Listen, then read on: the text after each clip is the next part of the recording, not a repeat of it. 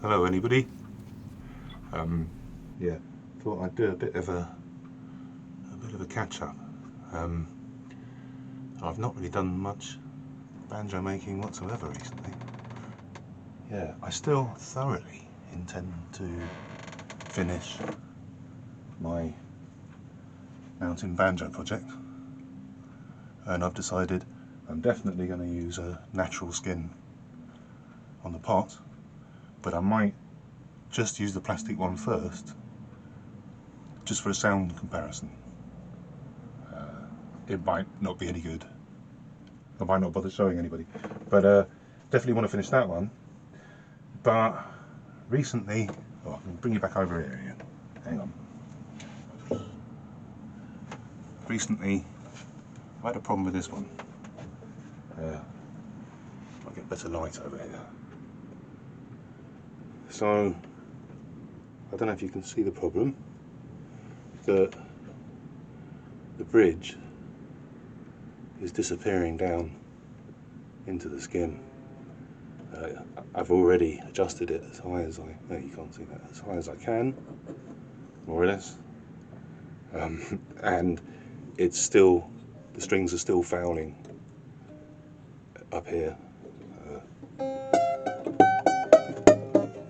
In fact, if I turn it round, you can see the bridge has pushed the skin so far in, it's very nearly fouling on the torsion bar. What is that? The strut. The neck. The through neck. I am not sure of my terminology. I'm sorry. I'm sorry about that. But you can see the problem. And so what to do? Part of the problem is because I used a furry skin. I couldn't use the lacquer that I used to seal the skins so that they don't suffer from humidity. But I think humidity is only part of the problem. It was already halfway there anyway. And I think the reason for that is I didn't get this skin taut enough. I don't know if they're a little bit thicker and harder to tauten, or whether, say, perhaps I just didn't get it tight enough in the first place. I used my pioneering method of stitching, sewing, threading the skin to the pot with leather that just laces its way around. But I don't think that was a marvellous method. It took quite a while to do, so I think maybe the skin had already shrunk a little bit, began to dry out a little bit possibly. And it was difficult to stretch. So yeah, I think I just didn't get that enough tension on it in the first place, which is a shame, because as somebody pointed out, it sounds a little bit zithery, a little bit like a zither banjo. It's lost a bit of tone and a bit of volume, and I think it could sound better. I could shave it, re-moisten it, and dry it again, and hope that it tightens up. And then I'd be able to spray it from the top side with the lacquer to help it to stop absorbing moisture. But I think I've had a better idea. I was never that happy with this body. I was never that happy with the skin. It's not as nice as the guitar one, the dappled one. It's already started to wear away, and it could have been tighter. So my plan is, let me show you. Hang on. Put that down. Where are we? A while ago I made this pot, and I was going to use it to make a banjo. And then I didn't have a great time of making the neck of it.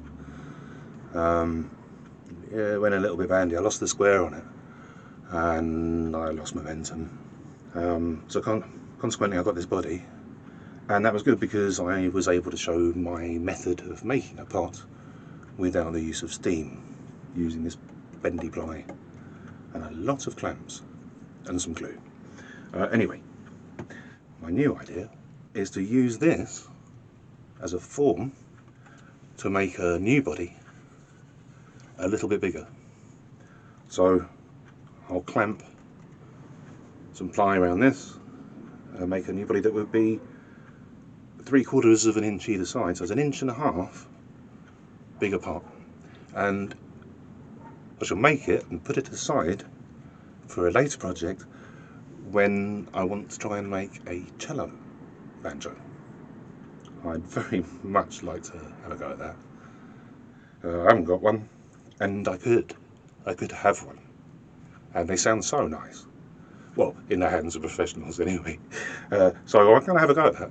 And so I'm still left with the use of this body. So my thoughts are, use this as the former to make the cello banjo pot, and then I'll be free to go ahead and use this as the new body for my metal strung banjo. And the fact that I never finished it, can you see that? The fact that I never finished this end, I never finished the tailpiece, and more importantly, I never cut that to length. I never cut the butt off to length. And so I've got, good 1.5 inches, possibly 2 inches of butt sticking out there. So if I were to use this body, which is slightly bigger, or at least slightly longer than this one, if I line that up properly, it's pretty much in line with where this tailpiece is now.